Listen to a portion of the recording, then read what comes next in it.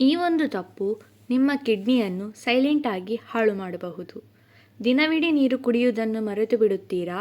ಅಥವಾ ಬಾಯಾರಿಕೆ ಆದಾಗ ಮಾತ್ರ ನೀರು ಕುಡಿಯುವ ಅಭ್ಯಾಸ ಇದೆಯೇ? ಹಾಗಿದ್ದರೆ ಈ ಮಾಹಿತಿ ನಿಮಗಾಗಿ.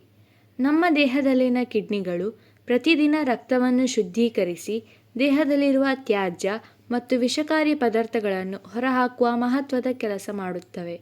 ಆದರೆ ದೇಹಕ್ಕೆ ಸಾಕಷ್ಟು ನೀರು ಸಿಗದಿದ್ದರೆ ಕಿಡ್ನಿಗಳು ಹೆಚ್ಚು ಶ್ರಮ ಪಡಬೇಕಾಗುತ್ತದೆ.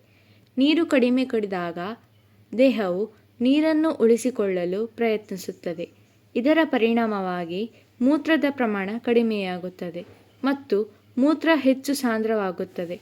ಇದರಿಂದ ಕಿಡ್ನಿ ಕಲ್ಲುಗಳು, ಮೂತ್ರನಾಳದ ಸೋಂಕುಗಳು ಹಾಗೂ ಇತರ ಕಿಡ್ನಿ ಸಮಸ್ಯೆಗಳ ಅಪಾಯ ಹೆಚ್ಚಾಗಬಹುದು. ದೇಹದಲ್ಲಿ ನೀರಿನ ಕೊರತೆ ಉಂಟಾದಾಗ ಕಾಣಿಸಬಹುದಾದ ಕೆಲವು ಲಕ್ಷಣಗಳೆಂದರೆ ಪದೇ ಪದೇ ಬಾಯಾರಿಕೆ, ಬಾಯಿ ಒಣಗುವುದು, ತಲೆನೋವು, ಗಾಢ ಹಳದಿ ಮೂತ್ರ, ಆಯಾಸ ಮತ್ತು ಮೂತ್ರ ವಿಸರ್ಜನೆ ಕಡಿಮೆಯಾಗುವುದು.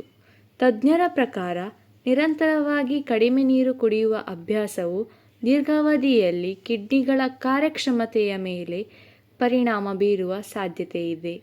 ವಿಶೇಷವಾಗಿ ಬಿಸಿಲಿನ ಪ್ರದೇಶಗಳಲ್ಲಿ ಕೆಲಸ ಮಾಡುವವರು ಮತ್ತು ಹೆಚ್ಚು ಬೆವರುವವರು ನೀರಿನ ಸೇವನೆಗೆ ಹೆಚ್ಚಿನ ಗಮನ ಕೊಡಬೇಕು. ಹಾಗಾದರೆ ಎಷ್ಟು ನೀರು ಕುಡಿಯಬೇಕು? ಎಲ್ಲರಿಗೂ ಒಂದೇ ಪ್ರಮಾಣ ಸರಿಹೊಂದುವುದಿಲ್ಲ. ವಯಸ್ಸು, ಹವಾಮಾನ, ದೈಹಿಕ ಚಟುವಟಿಕೆ ಮತ್ತು ಆರೋಗ್ಯದ ಸ್ಥಿತಿಯನ್ನು ಅವಲಂಬಿಸಿ ನೀರಿನ ಅಗತ್ಯ ಬದಲಾಗುತ್ತದೆ.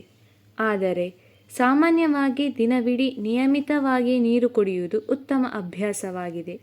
ಹೀಗಾಗಿ ಕಿಡ್ನಿಗಳನ್ನು ಆರೋಗ್ಯವಾಗಿಡಲು ದುಬಾರಿ ಔಷಧಿಗಳ ಅಗತ್ಯವಿಲ್ಲ. ಸರಿಯಾದ ಪ್ರಮಾಣದಲ್ಲಿ ನೀರು ಕುಡಿಯುವ ಸರಳ ಅಭ್ಯಾಸವೇ ನಿಮ್ಮ ಕಿಡ್ನಿಗಳಿಗೆ ದೊಡ್ಡ ರಕ್ಷಣೆ ನೀಡಬಹುದು. ಆರೋಗ್ಯದ ಬಗ್ಗೆ ಇಂತಹ ಉಪಯುಕ್ತ ಮಾಹಿತಿಗಾಗಿ ನಮ್ಮ ಚಾನಲನ್ನು ಸಬ್ಸ್ಕ್ರೈಬ್ ಮಾಡಿ.